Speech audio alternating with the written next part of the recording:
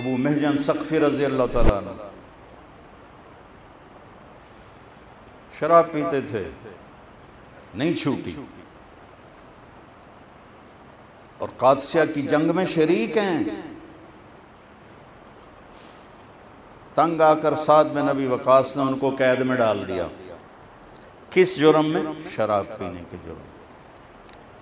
اور قادسیہ کی جنگ میں ایران کا فیصلہ ہوا۔ حضرت سعد بیمار تھے، وہ جنگ میں شریک نہیں تھے، وہ ایک اونچے کمرے کی چھت پر بیٹھے ہوئے تھے، جنگ کا منظر دیکھ رہے تھے۔ ایرانیوں نے جو حملہ کیا تو صحابہ کے قدم اکھڑ گئے۔ تو ابو محجن ثقفی وہ دروازے سے، وہ قید خانے کے دروازے سے سارا منظر دیکھ رہے تھے، اور ایسے تڑپ رہے تھے کہ حضرت سعد کی بیگم سلمہ رضی اللہ عنہا گزری، کہنے کہ سلمہ مجھے آزاد کر، مجھے سعد کا گھوڑا دے دے اور تلوار دے دے، میں شہید ہو گیا تو تم سب کی مجھ سے جان چھوٹ جائے گی، میں زندہ رہا تو میں واپس آ کے بیڑیاں پھر خود ہی پہن لوں گا۔ کہا بھئی اگر حضرت سعد کو پتہ چل گیا تو مجھے سزا دیں گے، میں تو نہیں کر سکتی۔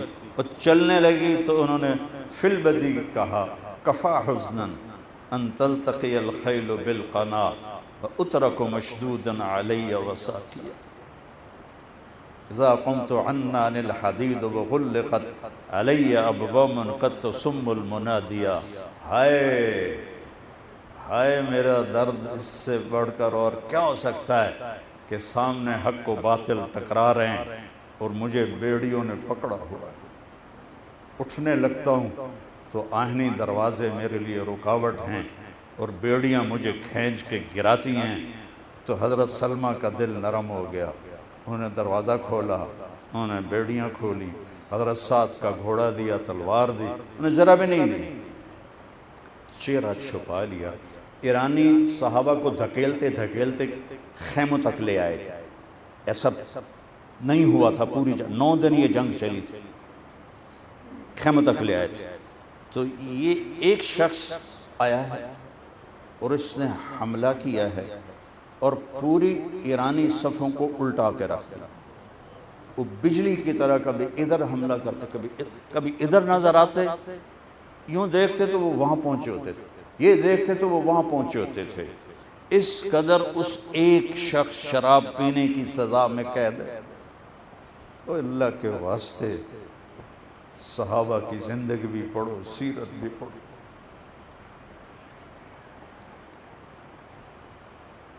اور سعد بن ابی وقاص، سارے صحابہ میں شور مچ گیا، ایدنا اللہ بملک کریم، فرشتہ آ گیا، فرشتہ آ گیا۔ وہ چھلاوے کی طرح جدھر جاتے ایرانی بھیڑ بکریوں کی طرح بھاگ جاتے، تو کہا فرشتہ آ گیا، فرشتہ آ گیا۔ حضرت صاحب یوں غور سے دیکھنے لگے، کہنے لگے یہ گھوڑا تو میرا لگتا ہے اور حملے کا انداز ابو محجن کا لگتا ہے، پر میرا گھوڑا ہے استبل میں، ابو محجن ہے قید میں، تو یہ کون ہے؟ کوئی فرشتہ ہی ہوگا۔ جو ہی ایرانی بھاگے میدان چھوڑ کر تو فوراً حضرت ابو محجن واپس پلٹے اور قید خانے میں آ کے بیڑیاں باندھ لی۔ شام کو حضرت سعد کے خیمے میں سارے سرداروں کی محفل ہوئی تو سب کہنے لگے آج تو میدان ہاتھ سے نکل گیا تھا، اگر اللہ کسی اس فرشتے کو نہ بھیج دیتا جس نے ہماری مدد کی۔ سب اس کو فرشتہ سمجھتا۔ جب وہ اٹھ گئے صحابہ تو حضرت سلمہ خیمے میں آئیں، کہنے لگیں کہ ایھا الامیر کیا ہوا آج، جنگ کا کیا ہوا؟ تو حضرت سعد کہنے لگے آج تو ہم میدان کھو چکے تھے اور اللہ نے ایک فرشتے کو بھیجا جس نے پورے میدان جنگ کا نقشہ بدل دیا۔ تو ویسے مجھے خیال آتا ہے اگر ابو محجن قید میں نہ ہوتا تو حملے کا انداز ابو محجن کا تھا، اور اگر میرا گھوڑا استبل میں نہ ہوتا تو گھوڑے کی جو اٹھان اور چال تھی میرے گھوڑے جیسی تھی، یہ نہیں مجھے سمجھ میں آ رہا۔ تو حضرت سلمہ کہنے لگی اگر میں عرض کروں تو مجھے سزا تو نہیں دیں گے؟ کہنے گے نہیں۔ کہا وہ ابو محجن تھا۔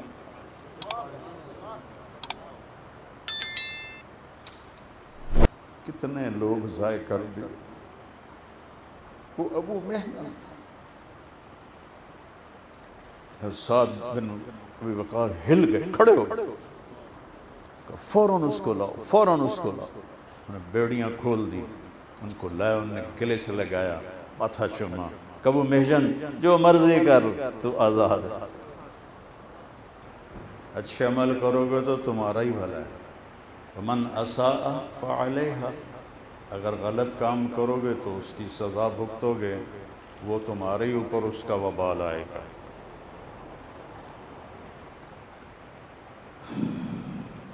انسان کی کامیابی کا جو مدار اللہ نے بتایا ہے اور معیار، وہ ہے جہنم سے جو بچ گیا اور جنت میں داخل ہو گیا وہ کامیاب ہے، اور جو جہنم میں چلا گیا اور اس عذاب کی لپیٹ میں آ گیا وہ ناکام ہے۔ اس کامیابی اور ناکامی کا جو تعلق ہے وہ باہر کی کسی چیز سے نہیں ہے، اس جسم سے نکلنے والے اعمال سے ہے۔ یہ اعمال ہی وسیلہ ہیں جنت کا، اور یہ اعمال ہی وسیلہ ہیں جہنم کا۔ تو انبیاء علیہ السلام کی جو محنت ہے وہ فرد پر ہے، فرد کو متوجہ کیا جاتا ہے۔ جو تحریکیں ہیں وہ اوروں کو اپنی محنت کا محور بناتی ہیں کہ ہم نے ان کو ٹھیک کرنا ہے اور ہم نے یہ کرنا ہے، اور انبیاء علیہ السلام کو بذات خود دین کی محنت نبی سے شروع ہوتی۔ پہلی وحی میرا اللہ کہتا ہے اقرا، میرے محبوب آپ پڑھیے، اپنے نبی سے فرمائیں کہ پہلے آپ اپنے آپ کو اس اسلام کا پابند بنا کر چلیے۔ اقرا، پڑھیے۔ ہم نے پڑھنا ہی چھوڑ دیا، نہ سیرت پڑھتے ہیں، نہ قرآن پڑھتے ہیں، نہ حیات الصحابہ پڑھتے ہیں۔ اللہ نے کہا اقرا۔ پھر دوسرا حکم آیا، یا ایھا المدثر قم فانذر وربک فکبر۔ یہاں تک تو دعوت کی بات تھی، میرے محبوب اٹھیے اور اپنے رب کی عظمت اور کبریائی کو بیان کریں۔ یہ قرآن کی واحد آیت ہے، اس کو سیدھا پڑھو تو ربک فکبر ہے، اس کو الٹا پڑھو تو بھی ربک فکبر ہے۔ ربک فکبر اور یوں پیچھے جاؤ تو ربک فکبر، یہ قرآن میں ایک ہی آیت ہے جس کو الٹا سیدھا پڑھنے سے ایک ہی مضمون بنتا ہے۔ یہ اس دعوت کی عظمت کو دلوں میں بٹھانے کے لیے ہے کہ یہ ایسا عظیم الشان کسی عمل کے لیے ایسی آیت نہیں اتری کہ ادھر سے پڑھو ادھر سے پڑھو تو وہی بنے۔ صرف دعوت کی آیت ایسی ہے جس کو اللہ نے اس طرح بیان فرمایا کہ ربک فکبر پڑھو، یا پھر را کی طرح آؤ تو آگے با ہے، پھر آگے کاف ہے تو ربک، پھر آگے فا ہے، پھر آگے کاف ہے، پھر آگے با ہے، پھر آگے را ہے، وَرَبَّكَ فَكَبِّرْ وَرَبَّكَ فَكَبِّرْ۔ تو انبیاء کی محنت اپنی ذات سے شروع ہوتی ہے۔ اللہ نے اپنے نبی سے کہا اٹھو، اور پھر صرف یہ تو تھا اوروں کے لیے کام، وَثِيَابَكَ فَطَهِّرْ وَالرُّجْزَ فَاهْجُرْ وَلَا تَمْنُنْ تَسْتَكْثِرْ وَلِرَبِّكَ فَاصْبِرْ۔ لوگوں کے لیے ایک حکم آیا اور میرے نبی کو 4 احکام آئے۔ قم فانذر، اٹھو اور میرے پیغام سے خبردار کرو لوگوں کو، وربک فکبر اور انذر ایک ہی بات ہے، لیکن اپنی ذات بھی آپ نے بنانی ہے اور اس سے غافل نہیں ہونا تو وَثِيَابَكَ فَطَهِّرْ، اپنے ظاہر کو بنائیں، وَالرُّجْزَ فَاهْجُرْ، اپنے باطن کو بنائیں، وَلَا تَمْنُن تَسْتَكْثِرُ، دنیا کی دوڑ نہ لگائیں، وَلِرَبِّكَ فَاصْبِرْ، جو اس میں تکلیف آئے گی اس پہ صبر کریں۔ تحریکوں میں ہوتا ہے بدلہ لینا، اور اللہ نے پہلی صورت میں پہلی جو اقرا کے بعد حکم آیا تو کہا وَلِرَبِّكَ،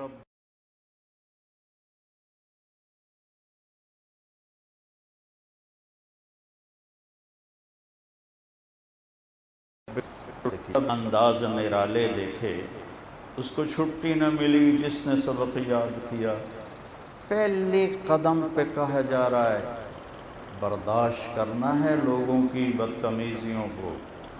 تحریکوں میں ہوتا ہے جو ایک سنائے اس کو 10 سناؤ، جو ایک الزام لگائے چاہے وہ سچا ہی ہو اس پہ 10 جھوٹے لگاؤ، جو ایک بات کرے اس کا گڈا باندھ دو۔ انتقامی تحریکوں میں انتقام ہوتا ہے، اگلے کو نیچا دکھانا ہوتا ہے اور اگلے پر غالب آنا ہوتا ہے، اور نبیوں کی دعوت میں جھکنا ہوتا ہے۔ وَلِرَبِّكَ فَاصْبِرْ۔ پھر تیسرا حکم آیا یا ایھا المزمل، دن کی ڈیوٹی بتائی اور پھر رات کی ڈیوٹی بتائی۔ قم اللیل الا قلیلا نصفہ او انقص منہ قلیلا او زد علیہ ورتل القرآن ترتیلا انا سنلقی علیک قولا ثقیلا ان ناشئۃ اللیل ہی اشد وطئا واقوم قیلا ان لک فی النہار سبحا طویلا واذکر اسم ربک وتبتل الیہ تبتیلا رب المشرق والمغرب لا الہ الا ہو فاتخذہ وکیلا۔ پھر آ گیا واصبر علی ما یقولون واہجرہم ہجرا جمیلا۔ پھر آ گیا اتنا لمبی ہدایت دی ہے اپنی ذات کے لیے۔ ہماری ہدایت ہو گئی ہے جماعت کیسے نکالنی ہے، جماعت کو لوگوں کیسے وصول کرنا ہے، اس کو کیسے وصول کرنا ہے، گشت کیسے قائم کرنا ہے۔ بھائی اپنے آپ کو بھی تو یاد رکھو کہ مجھے بھی تو جہنم، سارے لوگ جنت میں چلے جائیں میں جہنم میں چلا گیا تو مجھے کیا فائدہ؟ تو اللہ میرے نبی سے کہہ رہا ہے میرے محبوب اٹھئے، جو رات کو سویا ہو چادر میں اس کو عربی میں مزمل کہتے ہیں، اسی چادر میں دن میں سویا ہو تو اس کو مدثر کہتے ہیں۔ ایک دن کا کام بتایا، قم فانذر وربک فکبر، اپنی ذات کو شریک کیا، اپنے آپ کو نہیں بھولنا۔ اپنے آپ، چونکہ جب اوروں پر محنت ہوتی ہے تو اپنا آپ آدمی بھول جاتا ہے۔ مولانا الیاس صاحب رحمۃ اللہ علیہ کی ایک بات سنی مولانا سعید خان صاحب رحمہ اللہ سے کہ مجھے یہ خطرہ ہے کہ تبلیغ کے کام کی ترقی کو دیکھ کر تبلیغ والے اپنی ترقی سمجھنے لگ جائیں گے۔ کام کا پھیلاؤ ایک الگ مطلوب چیز ہے، میں بھی تو آگے بڑھوں یہ الگ مطلوب چیز ہے۔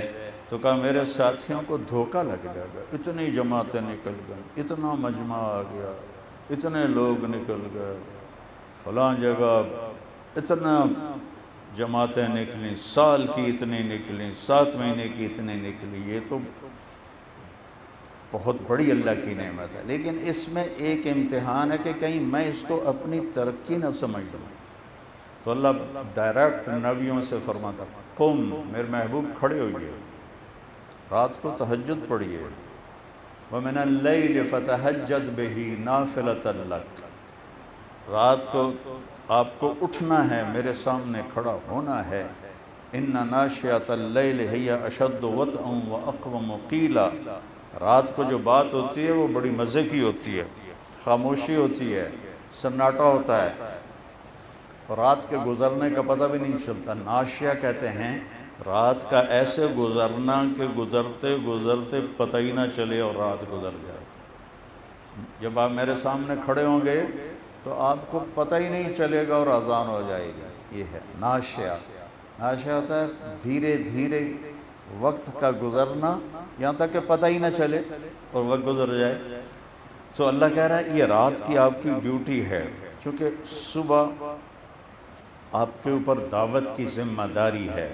اِنَّ لَكَ فِي النَّهَارِ سَبْحًا طَوِيلًا اور اِنَّا سَنُلْقِي عَلَيْكَ قَوْلًا ثَقِيلًا، آپ پہ بھاری بوجھ آنے والا ہے، آپ کو دن میں لمبا تیرنا ہے.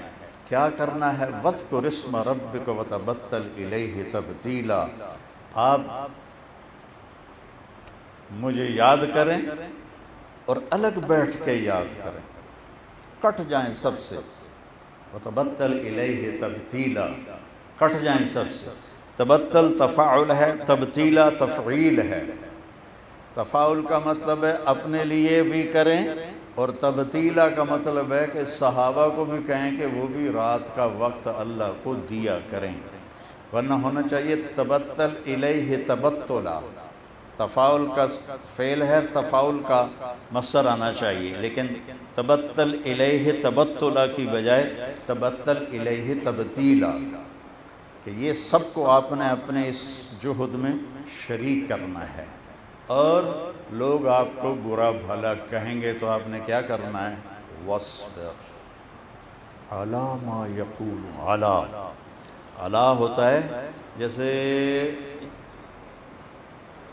مائک چھپ گئے نا، نظر آ رہے ہیں؟ اور کوئی بولو تو صحیح. علا کا یہ مطلب ہوتا ہے، علا کا یہ مطلب ہوتا ہے کسی چیز پر چھا جانا، چھا جانا. تو میرا رب کہہ رہا ہے جو کچھ وہ کہیں، جتنا سخت وہ بولیں کہیں، آپ نے اس کے اوپر صبر کو چڑھا کے پوری طے لگا دینی ہے آپ نے صبر کی، اور ان کی ساری بدماشیوں کو آپ نے اپنے صبر کے اندر لپیٹ میں لے لینا ہے. اور وَاهْجُرْهُمْ هَجْرًا جَمِيلًا، کہ یہ چھوڑنا اللہ تعالیٰ نہیں کہہ رہے، کہہ رہے وہ جو کچھ بدماشیاں کر رہے ہیں آپ نے اس کا جواب نہیں دینا. یہ حجر جمیل ہے، آپ نے اس کا جواب نہیں دینا. سیاست میں یہ نہیں ہوتا، چاہے کوئی دینی تحریک ہو، چاہے کوئی دنیاوی تحریک ہو، اس میں بدلہ لینا ہوتا ہے، اس میں ایک کی 10 سنانی ہوتی ہیں، اس میں لوگوں کے عیب پکڑنے ہوتے ہیں، یہاں عیب چھپانے ہوتے ہیں. نبی کی محنت کا محور اپنی ذات ہوتی ہے، اور اس کے ذریعے سے اگلے لوگ ہوتے ہیں. اور تحریکوں میں اور محنت کا محور ہوتا ہے، ان کو ٹھیک کرنا ہے، ان پر قانون، اسلامی قانون نافذ کر دیں گے ہم. بھلا اسلام نافذ کرنے سے کبھی آیا؟ اسلام تو یہ پنکھا جو ہے یہ بند ہو جائے پیچھے سے، ہوں تسی سوٹا چلا لو، چل لو، اور چلدا کیوں نہیں ہوں، ٹھا ٹھا ٹھا، وہ سارے پر وہ مڑ مڑا کے اور ڈٹھے پہ ہوں. یہ ایک عام سی مثال میں نے آپ کو دی ہے کہ دین پر اندر کی طاقت سے انسان چلتا ہے، باہر کے ڈنڈے سے نہیں چلتا. میں نے خود بے وضو نمازیں پڑھی ہوئی ہیں اپنے باپ کے ڈر سے، میں نے خود کیونکہ میرے جو باپ تھے بہت جابر طبیعت کے، ان کے آگے کوئی سر نہیں اٹھا سکتا، بہت جلالی. تو ہم بھی ڈرتے تھے، پٹائیاں بھی کھائیں بغیر وضو کے. کیڑی کوئی اللہ دی پڑھ دی پہ میاں اللہ بخش دی اللہ ہو. ڈنڈے سے نہیں آتا اسلام. داڑیاں نہیں رکھائی تھی پڑوسی ملک میں، کیا ہوا؟ لوگ ملک سے بھاگتے تھے، باہر جا کے داڑھی مڑاتے تھے، اس کے اوپر پیشاب کرتے تھے.